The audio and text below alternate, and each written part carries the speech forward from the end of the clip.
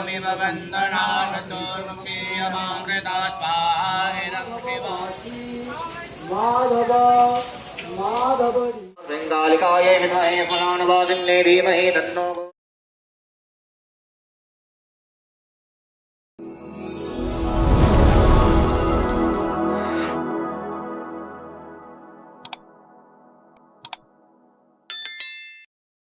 নমস্কার বন্ধুরা, আজকে আবার নতুন একটা ব্লগ শুরু করলাম। মানে আজ কালকের যে ভিডিওটা পুজো মানে কৌশিকী অমাবস্যার পুজো দিয়েছিলাম, সেই পুজোর পরে আজকেও এখনও রাত্রেবেলা আর একটা কৌশিকী অমাবস্যার পুজোতেই সেখানে যাচ্ছি। তো এখান থেকে এসে গেছিলাম পার্লার থেকে এখন এই যে আমি আর মেয়ে যাচ্ছি, সবাই চলে গেছে। তো দেখতে থাকুন, আশা করি আপনাদের ব্লগটা ভালো লাগবে। গেটটা দিয়ে দিল, এখন বাজে 9:30। তো এখন যাচ্ছি, দেখতে থাকুন। এবার আমরা চলে এসেছি পুরো পুজোর মণ্ডপের কাছে। আমাদের বাড়ি থেকে 2 মিনিটের রাস্তা। আমার ছোটো ননদের বাড়ির পাশেই পুজোটা হচ্ছে। এই যে প্যান্ডেলটা খুব সুন্দর করেছে, গেটটাও সুন্দর। তো আমরা এবার এগিয়ে যাচ্ছি। প্রত্যেক বছর আমি এখানেই পুজো করি, এই রাতেই অঞ্জলি দিই। তো এবছরটা আমি সকালবেলা গিয়ে ওই তারাপুরে পুজোটা দিয়ে আসলাম। ওখানেও ভালো লাগলো, ওখানেও নিমন্ত্রণ ছিল। তা ভাবলাম আজকে আর এখানে পুজো করব না, ওখানেই দিয়ে আসি। চলে এসেছি। এটা হলো আমাদের একটা পুকুর পাড়ের পাশেই আর কি পুজো হচ্ছে। আমাদের যে বাজারে শীতলা মায়ের কমিটির যে যারা আছে সদস্য, তারা মিলেই এই কৌশিকী অমাবস্যায় মা তারার পুজোর আয়োজনটা করে। এবার প্রচুর লোকে পুজো করেছে। প্রত্যেকবার আমরা করি, এবার আর নেই। মনটাও খারাপ লাগছিল যে মায়ের কাছে আমরা তো প্রত্যেকবার অঞ্জলি দিয়েছি, যে কবার হলো এবারই প্রথম যে আমরা বাদ দিলাম। তখনও খারাপ লাগছিল, যেহেতু পুজোটা করেছি মায়ের পুজোটা, তবুও এই রাতের যে পুজোর আনন্দটা সেটা কিন্তু মিস করেই গেলাম। তো আমি অনেকটা রাতেই চলে এসেছি, কারণ পার্লারে আমার আজকে কাজ ছিল প্রচুর। এদিকে আমার মেয়ে ছিল বাড়িতে ঘুমিয়ে, আমাকে ফোন করে মাথা খারাপ করে দিচ্ছে, তাড়াতাড়ি আসো পুজোর মণ্ডপে যাব। প্রত্যেক বছর তো রাত 2টো পর্যন্ত জাগানো হয়, মানে ও জেগে থাকে, খেলা করে। এবছরও তাড়াতাড়ি যেতে পারছে না, ওরও মনটা খারাপ ছিল।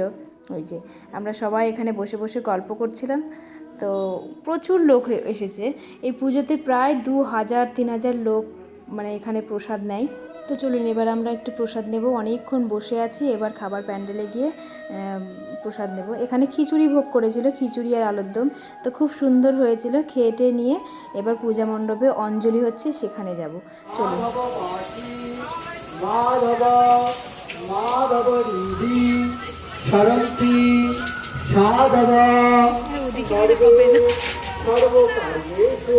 মায়ের ছবিটা উঠছিল না।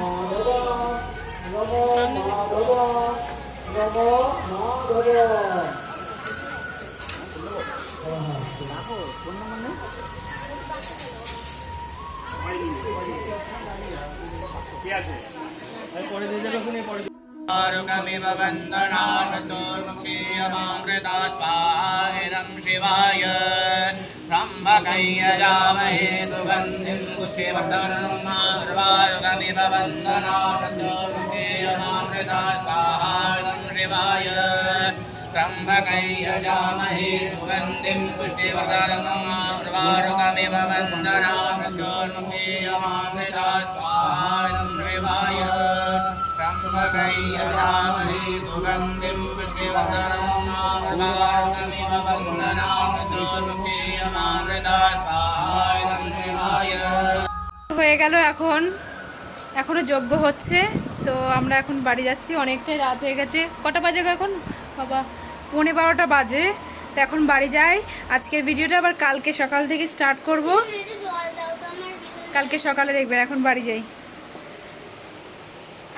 তো এবার আমি ভিডিওটা শুরু করেছি পরের দিন দুপুর থেকে, কারণ সকাল থেকে না আমি একটু সময় পাইনি, কারণ এত ব্যস্তর মধ্যে ছিলাম। ঝটফট রান্না করে পার্লারে চলে যেতে হয়েছিল, পার্লারে একটু চাপ ছিল, তো ভিডিওটা করতে পারিনি। আমি পার্লার থেকে এসে দুপুরে সব রান্নাঘরটা পরিষ্কার করছি, তখনকার থেকে শুরু করলাম আর কি। তো পরের দিনের জন্য ক্ষমা চাইছি যে সকাল থেকে দেখাতে পারলাম না। তো আমি রান্নাঘরটা পরিষ্কার করে নিয়ে স্নান করে নেব, স্নান করিনি। তো ভাবছি যে রান্নাঘরের জানলাগুলো খুব নোংরা হয়েছে, সেগুলো আগে পরিষ্কার করে নিই। তো যে কালকের যে কৌশিকী অমাবস্যার পুজোটা দিলাম না, অ্যাকচুয়ালি কী বলুন তো, কৌশিকী অমাবস্যাটা হলো এই দিনের কথায় সবাই বলে যে বামদেব এই অমাবস্যায় মা তারার পুজো করে সিদ্ধি লাভ করেছিলেন। তো সেই কারণেই এই আজকের দিনটায় মা তারার পূজা অর্চনাটা খুব ভালোভাবে মানে আর কি করা হয়। প্রচুর লোক, তারাপীঠে গেলে তো মানুষের দাঁড়ানোর জায়গা পাবে না কেউ, তো সেখানেও তো প্রচুর লোকে যায়। আমরা গিয়ে হয়তো দাঁড়াতেই পারবো না, যারা যায় তো ভিড়ের মধ্যে মা তারার কোনো রকমে দর্শন করে চলে আসতে হয়, তাছাড়া ভালোভাবে পুজো তো দেওয়াই যায় না। তো এবার হলো রান্নাঘরটা পরিষ্কার করে নিয়েছি, নিয়ে এই যে আমার জানলার কাঁচটা না ঢিল ছুঁড়ে আর কি ভেঙে ফেলেছিল, তো সেই কাজটা আর লাগানো হয়নি। এবার একটা কাঠ মতন দিয়ে, প্লাই মতন দিয়ে রেখে দিই, ওটা একটু তেলতেলে হয়ে গেলে খুলে নিয়ে আবার একটু মেজে নিয়ে পরিষ্কার করে আবার লাগিয়ে দিই, এই করি। মোটামুটি ওটা পরিষ্কার করে নিলাম, এবার একটু উঠোনটা ঝাড় দিয়ে তারপরে স্নান করে নেব। আমার ভিডিও যদি আপনাদের ভালো লাগে তাহলে একটু লাইক কমেন্ট করে একটু পাশে থাকবেন, আর যারা নতুন আছেন, নতুন দেখছেন আমার ভিডিওটা, তারা একটু সাবস্ক্রাইব করে পাশে থাকবেন। আপনাদের পাশে পেলে পরেই আমি একটু ধীরে ধীরে এগিয়ে যেতে পারবো, আরও সুন্দর সুন্দর ভিডিও নিয়ে আসতে পারবো। তো শুধু আপনাদের একটু ভালোবাসার দরকার, আপনারা একটু ভালোবেসে যাবেন। আমি কিন্তু প্রত্যেকের ভিডিও ফুল ওয়াচ করি, আপনারা একটু ফুল ওয়াচ করবেন।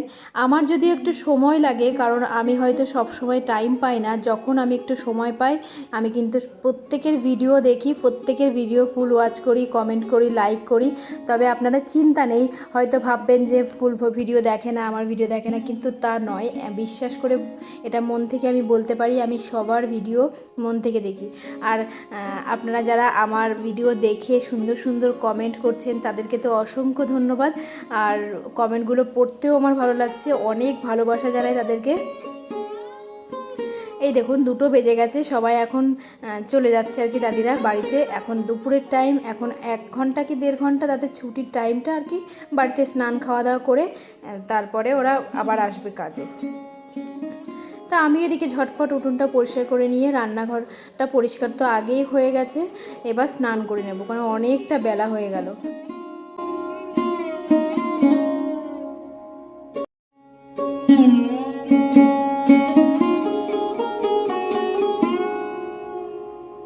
তো স্নান করে নিয়েছি, জামা কাপড় কটা মেলে নিয়ে ওদিকে ওদের খাওয়ার জন্য সব বসে আছে, ওদেরকে খেতে দেব। তো আজকে রান্নাটাও আমি দেখাইনি, কি রান্না হয়েছে চলুন দেখাই। এই যে ভেন্ডি চচ্চড়ি হয়েছে নিরামিষে, আর এটা হলো করলা ভাজা, তারপরে আর আছে আলু পটলের রসা। আর আমাদের আমিষের রান্নার মধ্যে হয়েছিল রিঠে মাছ। এই যে রিঠে মাছ নিয়ে এসেছিলো, এটা মা রান্না করেছে, আর আমি সকালে নিরামিষ ওগুলো রান্না করে রেখে পার্লারে চলে গেছিলাম। ওগুলো আর ভিডিও করার সময় হয়নি, তাই এখনই দেখিয়ে দিলাম। রিঠে মাছটা না সোনার বাবা খেতে ভীষণ ভালোবাসে, কিন্তু রিঠে মাছটা আমাদের খেতে অতটা ভালো লাগে না। রিঠে মাছ খাই কেমন, যেমন মাছের মুড়োটা নিয়ে আসলে পরে কাঁটাটা নিয়ে আসে ছোটো ছোটো করে কেটে, সেই কাঁটাটা কষা করলে পরে সত্যি ভীষণ ভালো লাগে। রিঠে মাছের কাঁটায় আমাদের বাড়ির সবাই আর কি পছন্দ করে। যখন একটা বড় রিঠে হয়, মাছটা পুরো নিয়ে আসে না, পুরো মাথাটা কেটে একদম ছোটো ছোটো করে কেটে নিয়ে আসে, সেটা খেতে ভীষণ ভালো লাগে। তো কথা বলতে বলতে বাবার ভাতটা বেড়ে দিচ্ছি। বাবার ভাতের মধ্যে বলেছিলাম ওই যে ভেন্ডি চচ্চড়ি করেছি, আর এই ওটা কি কাকরোল বলে নাকি ভুলে গেলাম নামটা, যাই হোক ওইটা ভাজা, আর হলো আলু পটলের রসা করেছি, আর দুধ দিয়ে খাবে। দুপুরবেলা মাঝে মাঝে বাবা দুধ দিয়ে খেতে ভালোবাসে ভাত, তো দুধটা সকালেই বাবা নিয়ে আসে, জাল দিয়ে রাখি। কোনো দিন ইচ্ছা হয় সকালে খায়, আবার প্রত্যেক দিন রাতেও খায়। প্রতিদিন রাতে আর কি বাঁধা ধরা খায়, কিন্তু সকালবেলা দুপুরের দিকে হয়তো তরকারি একটু কম টম থাকলে পরে দুধটা খায়। তো আজকে আমি ইচ্ছা করেই দুধটা দিলাম, দেখলাম জাল দিয়ে রেখে দিয়েছে মা, তো একটু দুধটা দিই, দুপুরবেলা খাবে। মানে বাবা খায় কেমন, নিরামিষ তো তেমন ভাত টাত কম টম খায়। যদি একটু তরকারি সাজিয়ে গুছিয়ে থালা ভরে দেওয়া যায় না, তাহলে 2টো ভাত খাবে। আর যদি একটু কম টম তরকারি থাকে তাহলে ভাত কমাতে বলে, ভাত কমিয়ে দাও বলে। তা আজকে একেবারে থালা সাজিয়ে সব নিয়ে যাচ্ছি, বলছে আজকে দুধও দিচ্ছ, আমি বলছি খান একটু, তা বললো ঠিক আছে। তো ভালোই খেলো। তার মধ্যে আমাদের বাড়িতে এসছে একজন, এই দেখুন নিয়ে এসেছে। এইগুলো হলো তোমার নন স্টিকের ফ্রাই প্যান, একটা চায়ের বাটি, আর একটা হলো নন স্টিকের কড়াই। জিনিসগুলো না সত্যিই খুব সুন্দর ছিল, কিন্তু উনি অফারে বিক্রি করছিলেন। অনেক মাল এরকম আমার ননদও নিয়েছে, তো আমাকেও এরকম এসে আমাদের বাড়িতেও এসেছিলো। আর সোনার বাবা তো জিনিস কেনা পছন্দই করে না, যদিও বা কিনি লুকিয়ে চুরিয়ে কিনি, কিন্তু এই যে এটা না কিনতে দেখে ফেলেছিল, তাই আমি আর নিতেই পারিনি ভয়েতে, যদি বক বক করে বা চেঁচায়। তার জন্য আমার শাশুড়ি মাকেও দেখালাম যে দেখুন তো জিনিসগুলো কেমন। মানে টোটালি যদি তোমার 1500 কি 1600 টাকার দাম হবে, কিন্তু টোটালি ওটা মানে ডিসকাউন্টে অফারে 650 টাকা, মানে 699 টাকা দাম। তো জিনিসগুলো আমার নেওয়া হয়নি।